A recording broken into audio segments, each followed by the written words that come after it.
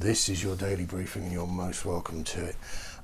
Video at the end of this, look out for it. It's a young lady who didn't get a bus to Paris. I've been laughing all morning. What a nasty piece of work I am. But to business, Michael Bridge, Sky Sports, Perisic, done deal, which probably we all know by now, or it's yet to be confirmed, but you know how it goes. But here's the kicker. 2 others next week, says the Sky Sports man. Yes, please. Fabrizio, Ivan Perisic will be in London next week together with his agents in order to undergo medical tests, sign a contract and be revealed as a new Tottenham player. Joined Tottenham on a 2-year deal. Fabrizio adds on his Twitter feed, Tottenham were looking for around €20 million for Giovani Lo Celso on a permanent deal this summer after his loan spell. Villarreal are really interested. Emery wants him again, but nothing has been agreed between the two clubs as yet. I think that's going to get over the line. Spurs paid about that for him. If something can be set up, I think it will be. Certainly, I don't get a feeling there's any sense of loss if he was to go. Marcelo, Real Madrid, I'll explain why I'm mentioning this, announces that he's quitting. He's officially leaving Real Madrid. Yes, it was my final game, he said after the match. Marcelo's contract expires in June and it will not be extended. I mention this because that leaves space for Reggie. Sergio Reguilon, please go home. Nicolo Shearer, I can reiterate this firmly. The Tottenham is working on the hips for Bastoni. Conte wants the transfer and he's making a personal commitment to get it over the line. Gleason Bremner's name comes up again, and it's said here that he's agreed personal terms with Inter with a salary of €3 million a year. Deal being pushed to get through in the next few days. Is that a Bastoni replacement on the cards there? You see all the little moving parts.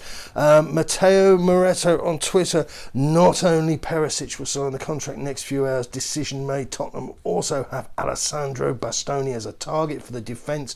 Conte has expressly requested it. I wouldn't be surprised if that's one of Bridgie's boys for next week. And there's a Spurs mention here. Rudy Galletti, Darwin Núñez will leave Benfica in the summer, as reported in February, and his future will be in the Premier League. Manchester United are the front runners, with Tottenham and Newcastle also in the race. No decision's been made, but there's a certainty, and that club that he moves to will not be Real Madrid. Irish Soccer News are running with St Pat's goalkeeper Josh Keeley is linked with a move to Tottenham, and the fee may nudge up to the €1 million mark. I've got to tell you, I went to St Pat's. It was a friendly actually back in the Martin Yule days. Got the Lewis up there. Went to an extraordinary bar up the road, and this was after the smoking ban, and the place just smelt like an ashtray, so they just obviously drew the curtains and had lock-ins with the old ashtrays coming out and everything. And the area it was in was just extraordinary. Across the street there were two other businesses, a bookmakers and an undertakers. St Pat's Stadium itself, the gents' toilets there had an agricultural feel about them. That's all I can tell you.